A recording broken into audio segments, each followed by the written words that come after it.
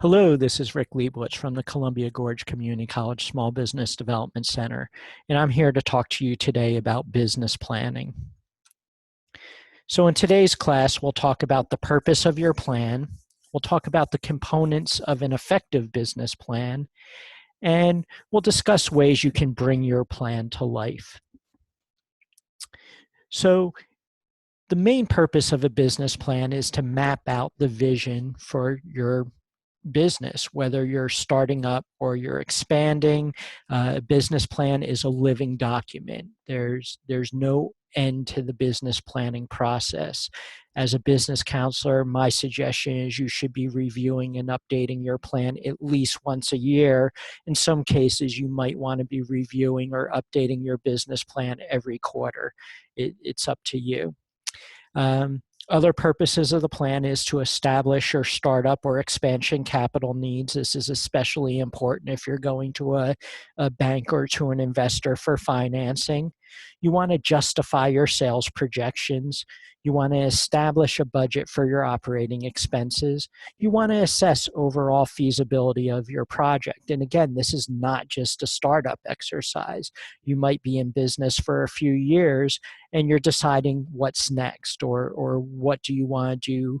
Is it going to be worth your while? Do you need to move on in another direction? Those are all important purposes of a business plan.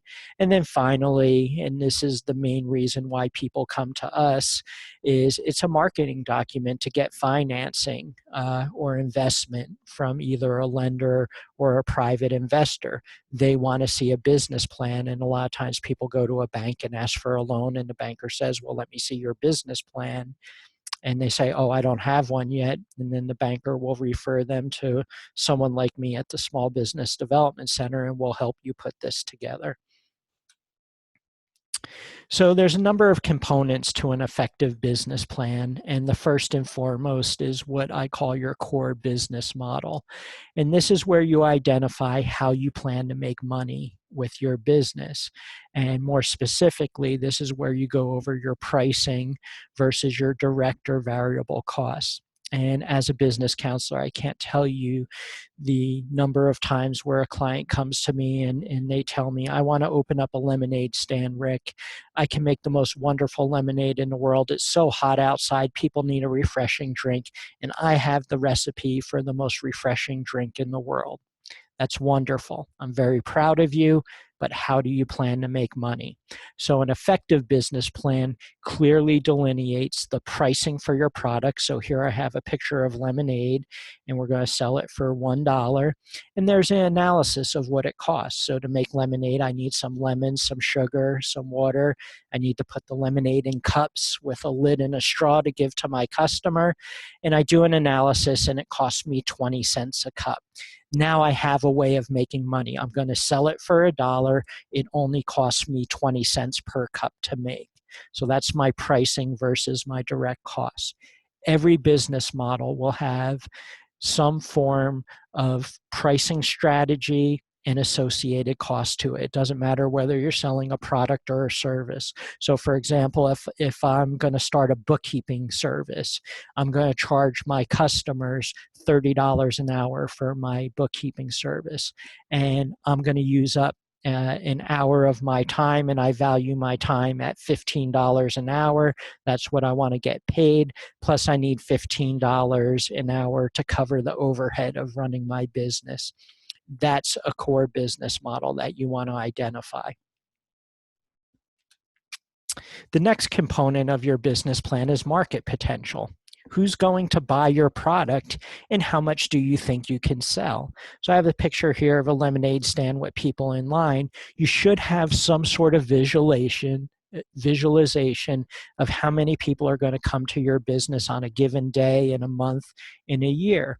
Why do you need this? Because this is what helps you justify your sales projections. It also helps you assess feasibility. What if you find out, you do a little break-even analysis for your plan, and you see you need to get 500 customers a day to make your lemonade stand worthwhile, and then you look at the place where you're going to set up the lemonade stand and you only see about 100 people there a day. Is your business plan feasible at that point? That's what doing a market potential or a market analysis will do, and it's a key component of your business plan. The next section is a competitive analysis. Where else can people go to buy lemonade? You know, do they want the same product to you? How are you going to compete? What makes your product better?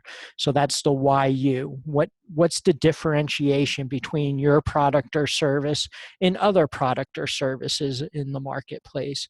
And I put this little comic here that shows the two people price competing, and they're dropping their prices on fresh lemonade to 25 cents.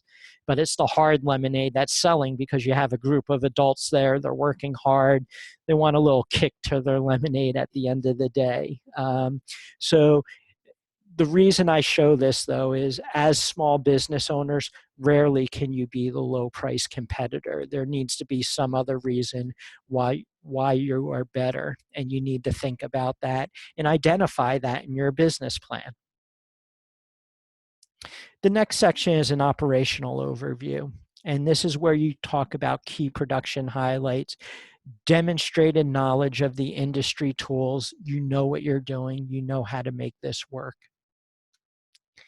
And then the final component of your business plan is your financial plan. This is where you have a balance sheet, profit and loss statement, and some cash flow projections. And I have this little image of a dashboard here because you should have a clear picture from your financial statements of what you're going to be paying attention to. This gets back to all the other components of your business plan, like how many customers a day, what do your sales need to be per day for your business to work. Your financial plan should justify that you have the potential to do that. And the final thing we want to discuss today is bringing your plan to life. And I have this little Mario image there. You know, in the old days, it used to be this very pixelated 2D image. And now with today's graphic capabilities, you can create a 3D looking image. And you know, with the growth of technology, the same thing should happen with your business plan. You have the ability to bring your business plan to life. So you want to highlight your strengths. In some cases, your business plan might have links to a YouTube video showing your production, how you run your business. It should have meaningful and realistic goals. It should have charts, photos, and relevancy. Really make your plan come to life so people can understand what you're doing with your business and see that this person really thought through. They understand what they're doing. They're going to make money doing this business. In fact, you want to prove this to yourself. So make your plan come to life.